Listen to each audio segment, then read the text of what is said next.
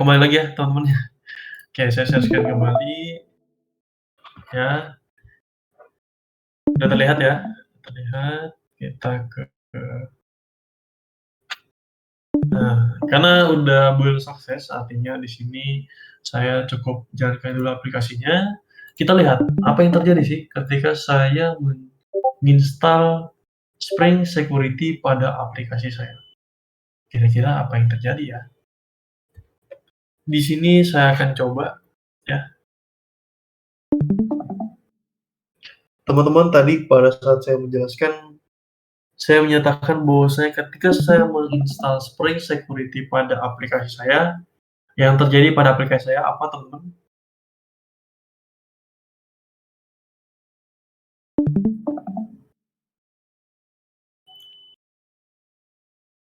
Halo teman? Oh, explicit mapping. Hah? Error ya? Ketika Tidak bisa saya diakses, Kak. Nggak jadi ya? Ya, tidak bisa diakses. enggak ini yang lama nih, bukan punya kalian nih. Ini Oh. punya project yang sebelumnya nih. Saya Nah, kira ketika itu, Kak. pertama kali saya menginstalasi Spring Security pada aplikasi kita, kira-kira apa yang terjadi teman-teman? Tadi saya udah jelaskan. Muncul authentication ya. Minta Nah. itu, Kak, autentifikasi. Betul sekali. Secara otomatis nanti ada security guard yang ada di depan aplikasi kita. Di mana kita ditanya, ya, who are you? Kita akan ditanya 2 pertanyaan esensial. Who are you? Siapa Anda? Nah, teman-teman harus membuktikan diri teman-teman ini, ya, dengan apa? Dengan memasukkan kredensial teman-teman. Jadi mau itu endpoint region kita, nggak bisa kita akses. Mau user, nggak bisa. Employee, nggak bisa. Jadi semua endpoint kita sekarang lagi dikunci, ya, tidak bisa diautentikasi. Jadi begitu kita install Spring Security pada aplikasi kita, secara otomatis semua endpoint kita ketika ingin diakses perlu membuktikan siapa teman-teman, atau perlu memasukkan username dan password, atau menjawab pertanyaan-pertanyaan dari security guard-nya, ya. Jadi sekarang tidak bisa user dengan bebas mengakses endpoint di dalam aplikasi kita. Lalu username dan password datang dari mana? Lah, kan kita belum setting ya, Kak. Apakah user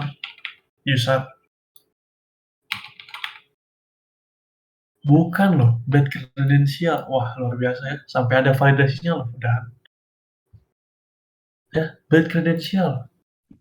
Salah. Kira-kira ada yang tahu? Ada yang udah baca-baca? Apa? Admin. Admin. Nah, admin.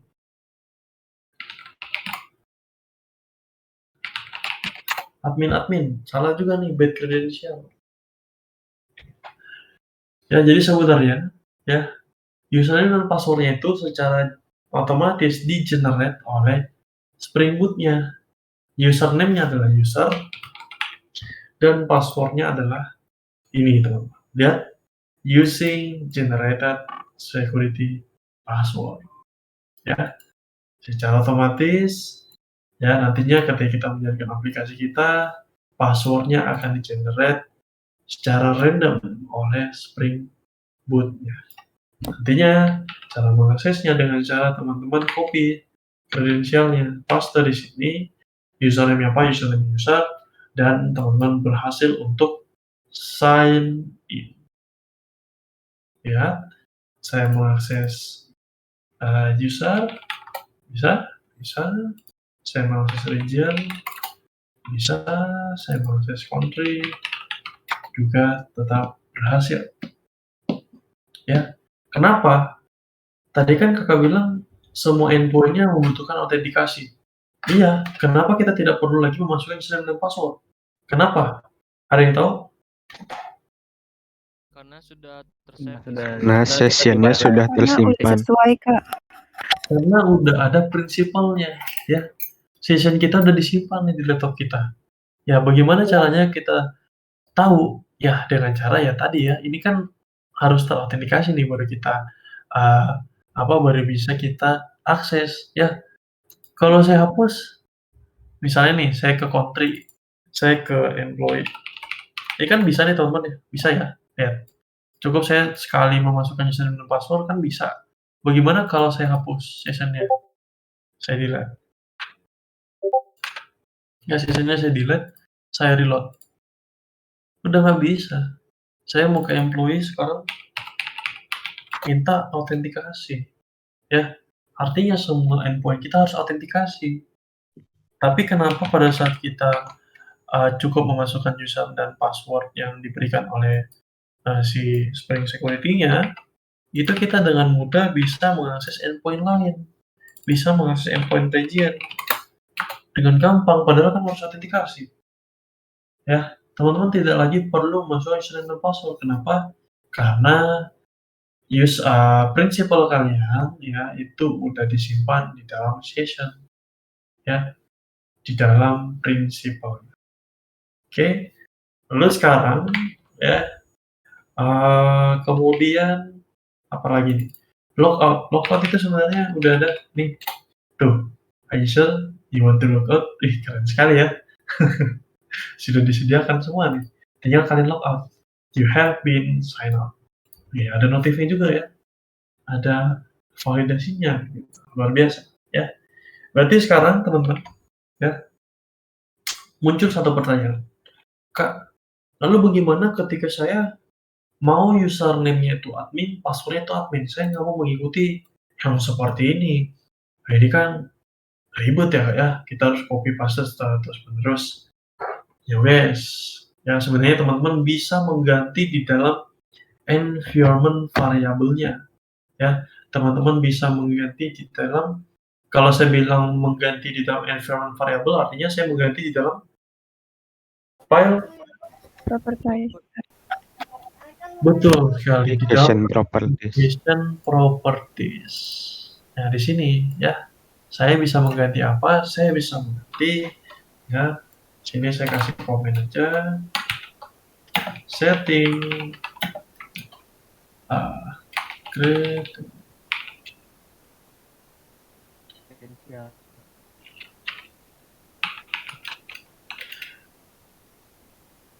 Kenapa saya lupa tulisannya? Credensial. Credensial. Nggak pakai N, Kak. Oh, nggak pakai N. Gini. pakai Credensial, astaga. Credensial.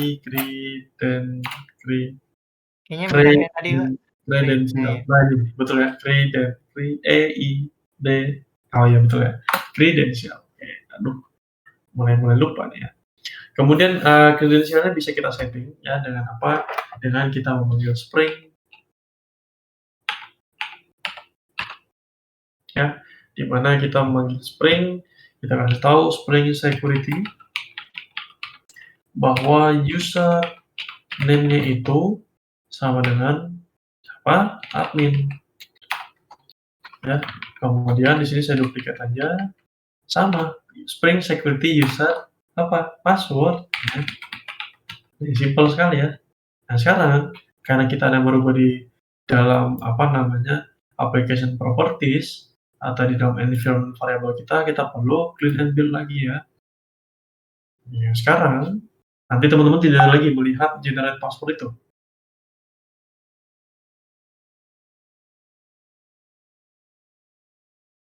Nah, saya jalankan kembali aplikasinya.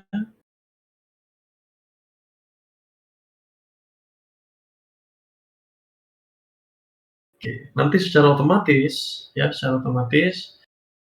teman-teman akan melihat di sini ya. Lihat generate password-nya udah nggak ada ya teman-teman ya. Kita cukup bisa menekan admin dan admin, enter. Saya pergi ke region, bisa. Saya pergi ke employee, bisa. Nah itu begitulah caranya teman-teman bisa men-setting ya user default di dalam aplikasi teman-teman.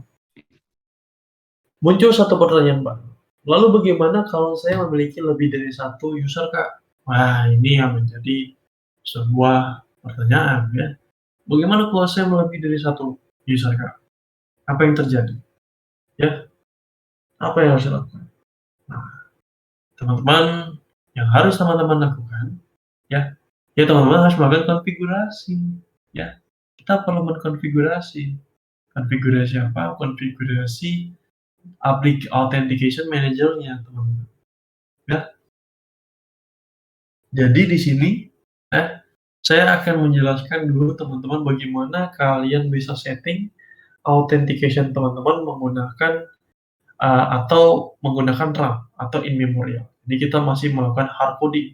Setelah itu nanti saya akan menjelaskan tentang JPA-nya. Ya, di sini saya dengan cepat teman-teman, kita akan buat yang namanya package config. Karena nantinya saya akan melakukan konfigurasi di dalam sini. Artinya di sini saya klik kanan, saya tambahkan satu kelas baru yang namanya apps security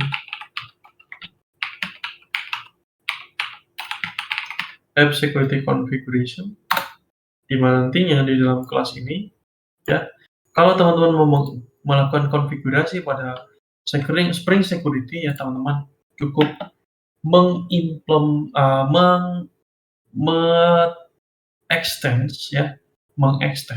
menurunkan atau mengambil kelas dari extends dari web security configure adapter, ya. Kalau di sini kecoret, teman-teman jangan khawatir, ya. Ini saya juga nggak paham kenapa sekarang itu dicoret padahal kemarin-kemarin itu tidak dicoret, ya. Nah, di sini kita akan menggunakan namanya web security configure adapter, di mana ini adalah sebuah abstract class, ya. Berarti teman-teman bisa melakukan atau mengoverride abstract method yang disediakan oleh web security configure adapternya. Nah, di sini karena kita mau setting apanya? Kita mau setting authentication manager-nya, kita mau setting autentikasinya, kita mau menggunakan authentication dengan provider ini teman-teman, kita mau menggunakan provider in memorial, ya. Artinya di sini atau di dalam RAM kita, artinya di sini kita insert, kita override metodenya, ya. Kita mengoverride method si authentication manager builder-nya. Nah, kita konfigurasi authentication. Nah, di sini kita akan melakukan konfigurasi, ya. Kita memanggil authentication-nya. Ya, di sini authentication manager builder-nya kita panggil, di mana kita memberitahukan bahwasanya authentication-nya saya menggunakan in memory authentication. In memory authentication, ya. Di mana saya bisa langsung set di sini with user, ya, tidak lagi di dalam di dalam application properties, tapi di sini dia akan merujuk ke dalam konfigurasi kita, di mana di sini kita kasih tahu bahwasanya with user dengan usernya itu dengan nama user, username-nya namanya user, with bukan with, ya, tapi password. Nah, passwordnya apa? Passwordnya juga user. Lalu kemudian roles-nya sebagai apa? Roles-nya sebagai user. Lalu kemudian karena ini adalah authentication yang merupakan caching, ya, cache method yang bisa di cache, artinya teman-teman bisa pakai n. Dengan menggunakan n ini teman-teman bisa membuat user baru lagi, ya, with user dengan nama admin,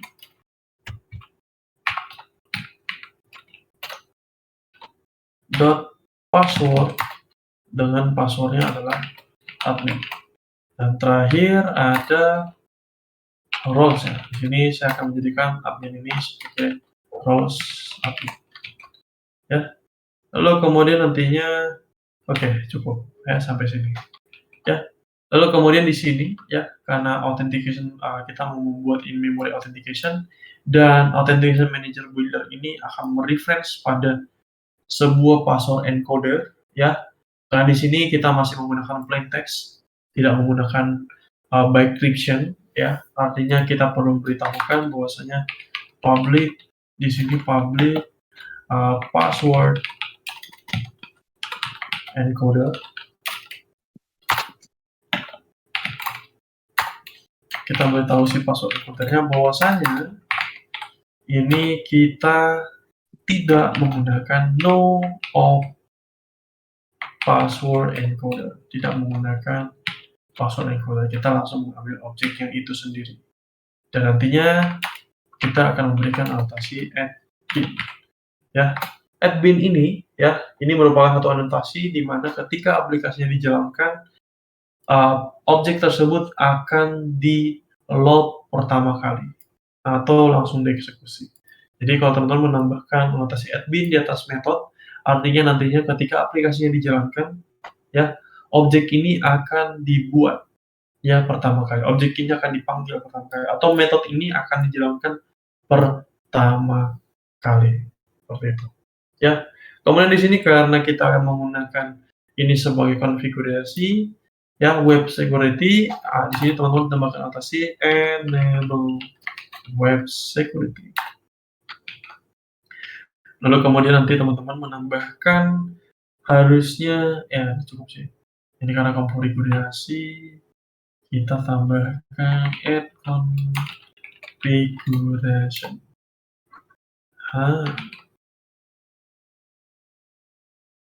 Oke, lalu selesai ya. Nantinya teman-teman, gimana? Nantinya teman-teman bisa dengan mudah. Di sini kan masih ada sessionnya. Kita logout dulu. Kita tes yang selanjutnya. Di sini tadi kita sudah setting bahwasanya kita setting user sebagai user, admin sebagai admin. Di sini saya coba user, ya bisa ya. Saya ke region. Nah ini kita setting Spring Security in memory kita atau di dalam RAM kita. Nah seperti ini caranya, ya cukup simpel, ya.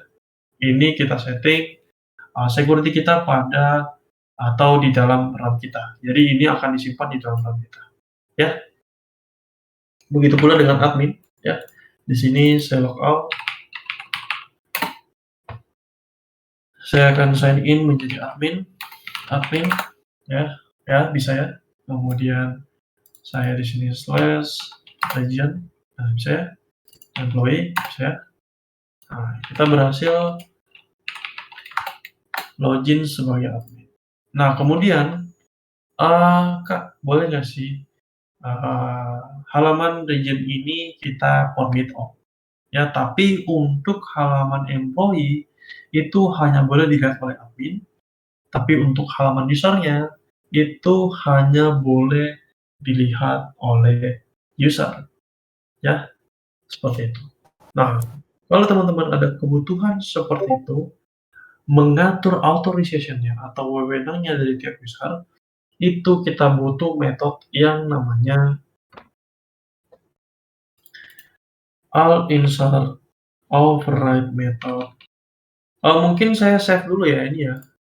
Saya save dulu deh di komitannya supaya teman-teman bisa mengikuti bacanya pelan-pelan. Ini SBKM ya.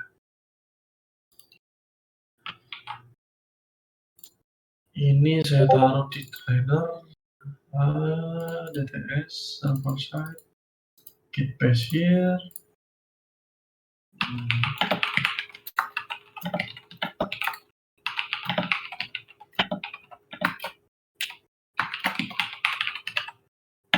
Setting Spring Security using in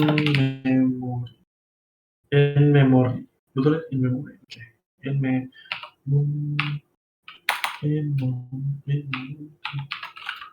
Oke, sip. Using in memory. Authentication. Sampai sini dulu teman-teman. Ada yang tanyakan untuk setting in memory? Boleh bertanya Kak? Ya silakan. Saya Andi Kak. Gimana? Saya mau bertanya kalau yang pertama tuh roles tadi memberikan limit akses ya? Nah roles ini belum bekerja. Untuk saat ini roles-nya belum bekerja. Tapi nanti kita akan setting. Saya mau ketika tadi ya saya maksud ya. Ketika saya mau mengakses employee itu hanya boleh dilihat oleh admin. Tapi begitu saya mengakses user itu hanya boleh dilihat oleh user, ya. Kemudian region dan country mungkin ya, region dan country, atau region aja deh, supaya nggak banyak-banyak ya. Region aja itu dapat diakses atau dilihat oleh siapa saja, seperti itu. Error-nya belum bekerja di sini teman-teman. Di sini yang baru bekerja adalah kredensialnya, username dan password-nya, seperti itu. Oke, Satu lagi jawab Kak, ya. Boleh, silakan. kalau memori itu tadi disimpannya di RAM-nya atau di ROM-nya? Itu disimpan di RAM-nya, teman. Oh, di RAM-nya Kak. Iya, seperti itu. Oh, oke. Makasih Kak. Teman-teman saya sabar ya, saya baca dulu ya. Saya ada dapat chat nih, sabar ya.